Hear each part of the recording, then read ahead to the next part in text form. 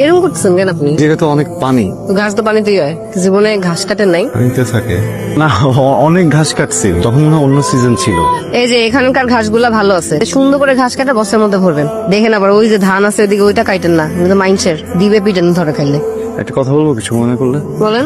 অনেকগুলো ঘাস তো আপনার কাটতে হবে না, শুধু যদি একটু বসতেন গল্প করতাম আর কাটতাম। আজলাম করার জায়গা পান না? চুপ করে ঘাস কাটেন। ভিলেজ অ্যাঙ্গেল তো চলে গেছে স্যার। আপনাকে কতবার বলছি আমার পারমিশন ছেড়ে এদিকে আসবেন না। স্যার বড় স্যার ওদিকে আমাকে ফোন দিতে দিতে স্যার পরেশান করে ফেলছে। আর আপনার জন্য একটা ব্যাড নিউজ আছে স্যার, সোনিয়া ম্যাডাম কিন্তু এখানে চলে আসছে। আচ্ছা ঠিক আছে, আপনারা এখন যান। খাবারটা দিয়ে আসি। ও খাবার দিতে যাইতেছোস? দাও হাতে কেন? আমার কাছে না ওনার মুখের কথা আর চোখের ভাষা এক লাগে না, এই সেফটির জন্য নিয়ে নিলাম। মামুনি তাহলে আমি একটা বডি নি, এত পাকনামি করতে হবে না। তোর মাথা তো নষ্ট হয়েছে, ওর মাথা নষ্ট করিস না তো। বাপের মতোই তো হয়েছি। কিছুই কম যায় না, সেটা উঠে অবশ্যই বুদ্ধি মাথার মধ্যে। এক কাজ করো, লাকড়ি কাটা শেষ হয়ে যাবে, তারপরে তুমি এই পুকুর থেকে জাল আছে, যদি ছোট মাছ জালে আটকায় সেটা ফালায় বড় মাছ ধরার চেষ্টা করতে।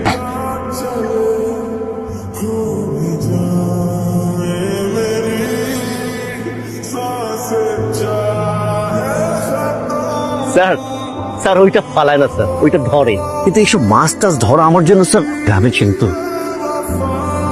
আপনারা কারা? হ্যাঁ, তার আগে বলেন তো এই লোকটাকে একটা ঘন্টা ধরে তাকে আমি একটা অ্যাড্রেস জিজ্ঞেস করছি, সে বলতে পারছে না। মোল্লা বাড়িটা কোন দিকে? এই যে এই রাস্তা ধরে সোজা যাবেন, যাওয়ার পরে শেষ মাথায় যে বামের বড় বাড়িটা আছে ওইটাই মোল্লা বাড়ি। Thank you. মাশাআল্লাহ, আলহামদুলিল্লাহ। কানে কানের দুলটা মনে হচ্ছে ইজিপ্ট থেকে পাওয়া, একদমই মনে হচ্ছে একটা আসল পরী গ্রামের রাস্তা দিয়ে হেঁটে বেড়াচ্ছে দুল পরে। এসব পটানোর ফোন দিবাদ দিয়ে আমাকে বলেন তো, আপনাকে আমার কাপড় ধুতে কে বলছে? আপনার ভালো না লাগলে প্রবলেম নেই, আপনি আমাকে তাহলে মজুরি দিয়ে দিতে পারেন। আমার কাছে টাকা পয়সা না, মজুরি দিতে পারবো না। টাকা কে চাইছে আপনার কাছে?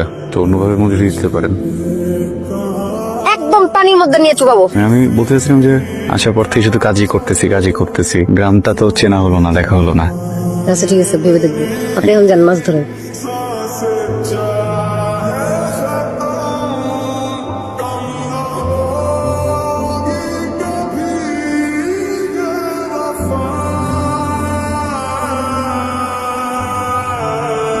Hello madam. জি হাসান সাহেব, আপনি কোথায়? ম্যাডাম আমি তো হোটেল।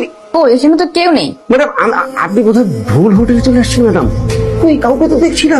ঠিক আছে, আপনি আপনাদের হোটেলের অ্যাড্রেসটা আমাকে দেন, আমি এখনই আসতেছি। জি এক্ষুনি দিচ্ছি। ঠিক আছে।